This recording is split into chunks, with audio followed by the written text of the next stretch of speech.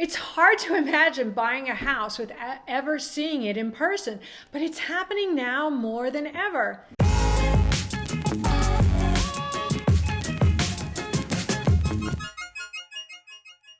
Hello, I'm Carol Bloom, a real estate relocation specialist with Move Us to Scottsdale and Keller Williams, a licensed realtor both in California and Arizona. Stay tuned and I'll tell you how to successfully buy a house without ever stepping foot into it. It seems like everything has gone virtual in 2020, and buying houses is one of them. Seems crazy, right? How can you really tell if you want to live somewhere without ever being in the home? Now, I don't think people necessarily want to buy a home this way, but because people are using their house to live, work, and play, it becomes more of a common practice for most. We've had travel restrictions. You couldn't fly. If you live in California, you could drive to Arizona. The normal house hunting trip in combination of homes selling quickly, if you wait to fly or drive seeing a house, it might be gone. So buying sight unseen is becoming more common practice. So how can you do it successfully? And what are some of the risks? To start, there are two different types of sight unseen home buyers. The first sight unseen buyer are buyers that already know the neighborhood.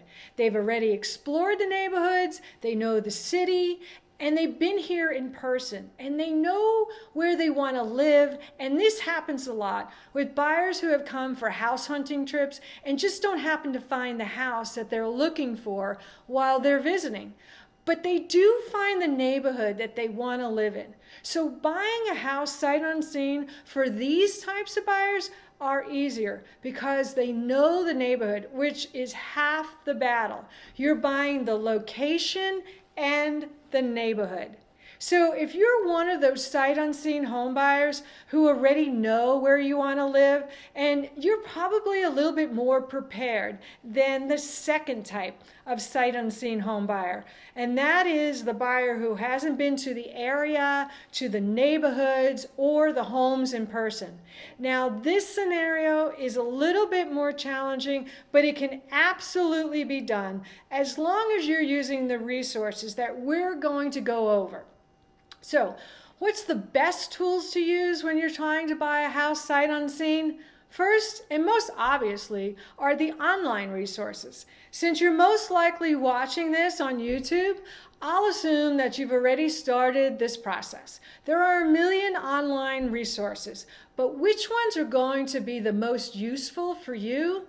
Well, it depends on what is the most important to you.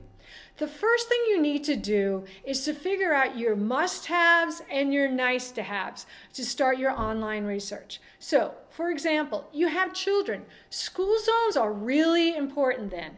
That's going to be on top of your must-have list. And that's where you should start looking first, is researching school zones. Which one would be super important to you? And that will help you narrow down the neighborhood search too. If your short commute is one of your must-haves, then you need to start researching drive times. And one of my favorite tools for this is to follow via social media the accounts of the local news stations. They often have drive time information in the morning, and if you watch it for a couple of weeks, then it will show you some of the trends of trouble spots that you're going to want to avoid. Another example could be, what if the house itself is the most important thing? Then you can check out the websites and you can search for homes with specific must-have criteria. You get what I'm kind of saying. To start the home search by the most important criteria, narrow it down from there.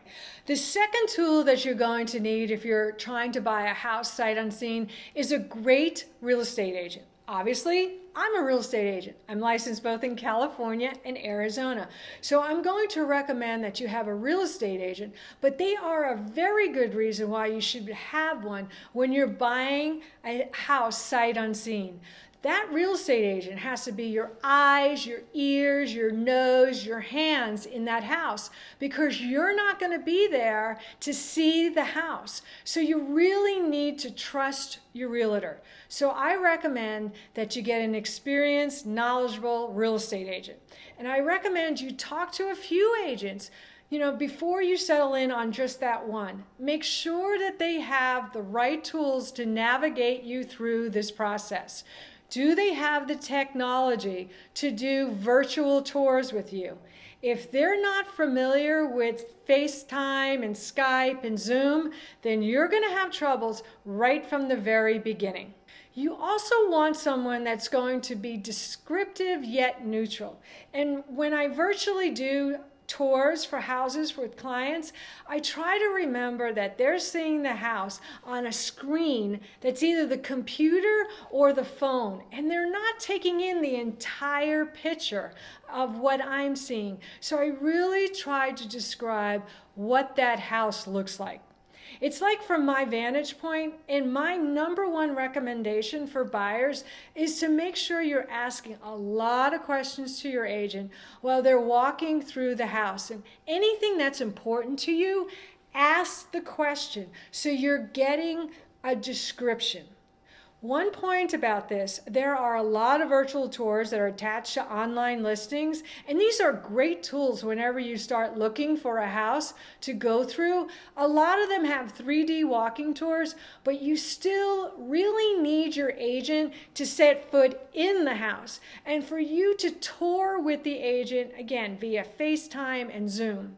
They will give you a different perspective, and it will also give you the current condition of the home. If you are a sight unseen home buyer who has not seen the area, make sure you ask your agent to virtually tour the neighborhood in the area as well as the house. Now, Google Street View is a good place to start, but your agent really should be able to safely walk and drive around the neighborhood to give you more of an up-to-date information on the surrounding areas and what the neighborhood really looks like today. If you're looking for more information on different neighborhoods in Scottsdale, you can watch some of the neighborhood videos I have on my channel. And make sure you download the free Scottsdale relocation guide in the link below in the description box. Okay, so you have found the neighborhood that you love, and you have found the house that you love. You put in an offer. The seller accepted your offer, and you have a signed contract between the seller and you. Now it's time for the inspection period. That brings me to tool number 4, your home inspection. If at all possible for you to be able to be there during the home inspection, please make every effort to do so. It makes everybody feel so much better. You, the buyer, the seller, the agents, the inspector. If you're still unable to be at the home inspection, everybody then knows you are truly purchasing this house sight unseen. I realize a lot of you will not be able to be at the home inspection, so you really have to trust your home inspector. Make sure that they are licensed and insured and highly recommended. Just like finding your real estate agent, interview a couple of inspectors to make sure that they are going to be able to provide you the information you need and they represent you the best. And if possible, ask the home inspector to video chat with you when he or she is done with the inspection. So if there's anything in particular that you need to see, they can show it to you with the video.